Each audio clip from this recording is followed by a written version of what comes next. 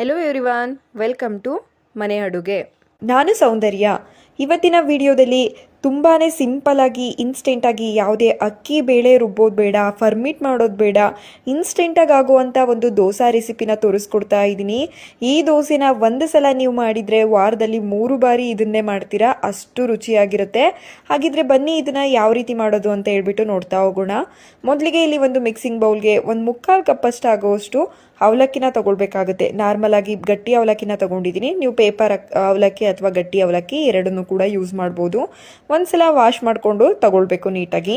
ನಂತರ ಅದೇ ಕಪ್ಪಲ್ಟಲ್ಲಿ 1 ಕಪ್ಪಷ್ಟು ಉಪ್ಪಿಟ್ಟಿಗೆ ಬಳಸುವಂಥ ಬಾಂಬೆ ರವನ ಹಾಕೊಳ್ತಾ ಇದ್ದೀನಿ. ಇದ್ರ ಜೊತೆಗೆ ಅರ್ಧದಿಂದ 1/4 ಕಪ್ ಆಗುವಷ್ಟು ಮೊಸರನ್ನ ಹಾಕೊಳ್ಳೋಣ. ಇನ್ಸ್ಟೆಂಟಾಗಿ ಮಾಡ್ತಾ ಇರೋದ್ರಿಂದ ಹುಳಿಗೆ ಮೊಸರಿನ ಅವಶ್ಯಕತೆ ಇರುತ್ತೆ. ಹಾಗೆಯೇ ಅದೇ ಕಪ್ಪಲ್ಟಲ್ಲಿ 1 ಕಪ್ಪಷ್ಟು ಆಗುವಷ್ಟು ನೀರನ್ನು ಸೇರಿಸ್ಕೊಂಡು ಒಂದ್ಸಲ ಮಿಕ್ಸ್ ಮಾಡ್ಕೊಳ್ಳೋಣ. ಎಷ್ಟು ಈಸಿಯಾಗಿ ಮಾಡ್ಕೊಳ್ಬೋದು, ಅಷ್ಟೇ ಟೇಸ್ಟ್ ಚೆನ್ನಾಗಿರುತ್ತೆ. ಒಂದ್ಸಲ ಈ ವಿಧಾನದಲ್ಲಿ ಟ್ರೈ ಮಾಡಿ ನೋಡಿ. ಚೆನ್ನಾಗಿ ಒಂದ್ಸಲ ಮಿಕ್ಸ್ ಮಾಡ್ಕೊಂಡಿದ್ದಾದ ನಂತರ ನಮಗೆ ದೋಸೆಗೆ ಎಷ್ಟು ಉಪ್ಪು ಬೇಕು ನೋಡಿಬಿಟ್ಟು ನಾವು ಈಗಲೇ ಹಾಕ್ಕೊಳ್ಳೋಣ.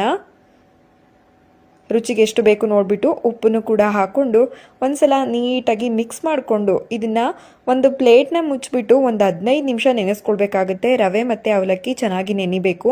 ಹಾಗಾಗಿ ಇಲ್ಲಿ ಒಂದು ಪ್ಲೇಟ್ನ ಕ್ಲೋಸ್ ಮಾಡಿಬಿಟ್ಟು ನಾನು 15 ನಿಮಿಷ ನೆನೆಸ್ಕೊಳ್ತಾ ಇದ್ದೀನಿ. ನೋಡ್ತಾ ಇರ್ಬೋದು ನೀವು ವಿಡಿಯೋದಲ್ಲಿ 15 ನಿಮಿಷ ಆಗಿದ್ದಾದಮೇಲೆ ನಮಗೆ ಅವಲಕ್ಕಿ ಹಾಗೆ ರವೆ ನೀರನ್ನ ಅಬ್ಸಾರ್ಬ್ ಮಾಡ್ಕೊಬಿಟ್ಟು ಈ ರೀತಿಯಾಗಿ ಗಟ್ಟಿಯಾಗಿರುತ್ತೆ. ಮುಟ್ಟಿ ನೋಡಿ ಅವಲಕ್ಕಿ ಹಾಗೆ ರವೆ ಎಲ್ಲ ಪೂರ್ತಿ ಸಾಫ್ಟಾಗಿ ಆಗಿರಬೇಕು. ನಂತರ ಇದನ್ನು ಒಂದು ಮಿಕ್ಸರ್ ಜಾರ್ಗೆ ಸೇರಿಸ್ಕೊಂಡು ರುಬ್ಕೊಳ್ಬೇಕಾಗುತ್ತೆ.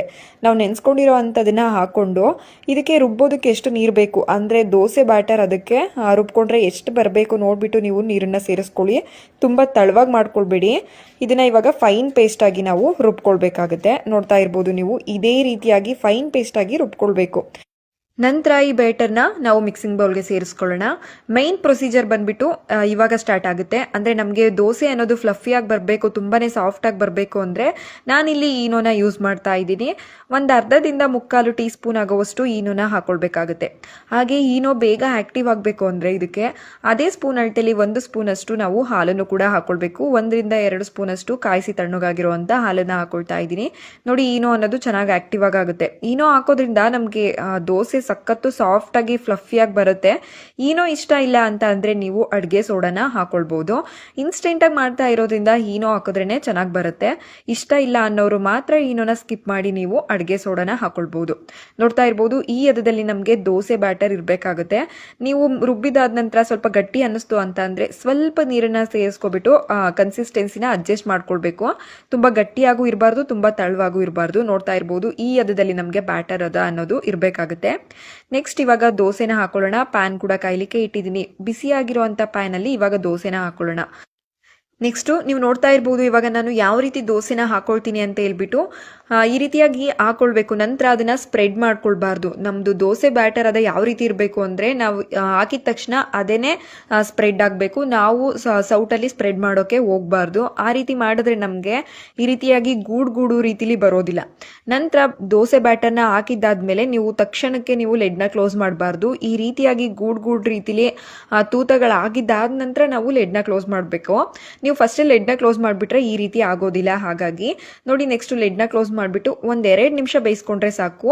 ಅಂದರೆ ತಳ ಎಲ್ಲ ಚೆನ್ನಾಗಿ ಬೇಯಲಿಕ್ಕೆ ಅಷ್ಟೇ. ಮೀಡಿಯಮ್ ಉರಿಲಿಟ್ಬಿಟ್ಟು 1-2 ನಿಮಿಷ ಬೇಯಿಸ್ಕೊಳ್ಳಿ. ನೋಡ್ತಾ ಇರ್ಬೋದು ಈ ರೀತಿಯಾಗಿ ನಮಗೆ ಒಂದು ಸೈಡ್ ಬೆಂದಿರಬೇಕು.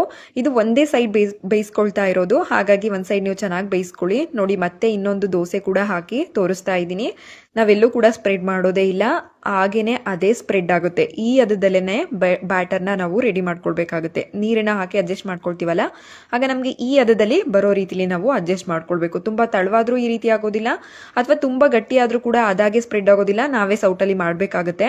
ಹಾಗಾಗಿ ನೀವು ಬ್ಯಾಟರ್ ಅದನ್ನು ಕರೆಕ್ಟಾಗಿ ಮಾಡ್ಕೊಳ್ಬೇಕು. ನೋಡ್ತಾ ಇರ್ಬೋದು ನೀವು ಎಷ್ಟು ಸೂಪರಾಗಿ ದೋಸೆ ಬರುತ್ತೆ ಅಂದರೆ ಫಸ್ಟ್ ಟೈಮ್ ಮಾಡೋರು ಈಸಿಯಾಗಿ ಟ್ರೈ ಮಾಡ್ಬೋದು. ತುಂಬಾ ಪರ್ಫೆಕ್ಟಾಗಿ ಬರುತ್ತೆ. 100% ಪರ್ಫೆಕ್ಟಾಗಿ ಬರುತ್ತೆ. ಈ ವಿಧಾನದಲ್ಲಿ ಟ್ರೈ ಮಾಡಿ. ಈ ದೋಸೆ ರೆಸಿಪಿ ನಿಮ್ಮೆಲ್ಲರಿಗೂ ಇಷ್ಟ ಆಗಿದೆ ಅಂತ ಅನ್ಕೊಳ್ತೀನಿ. ಇಷ್ಟ ಆಗಿದ್ರೆ ಲೈಕ್, ಶೇರ್, ಕಮೆಂಟ್ ಮಾಡೋದನ್ನ ಮರಿಬೇಡಿ. ಹಾಗೆ ಇನ್ನೂ ಯಾರು ನನ್ನ ಚಾನಲ್ನ ಸಬ್ಸ್ಕ್ರೈಬ್ ಮಾಡದೇ ವಿಡಿಯೋ ನೋಡ್ತಾ ಇದ್ದೀರಾ, ಪ್ಲೀಸ್ ಸಬ್ಸ್ಕ್ರೈಬ್ ಮಾಡ್ಕೊಳ್ಳಿ. Thank you for watching.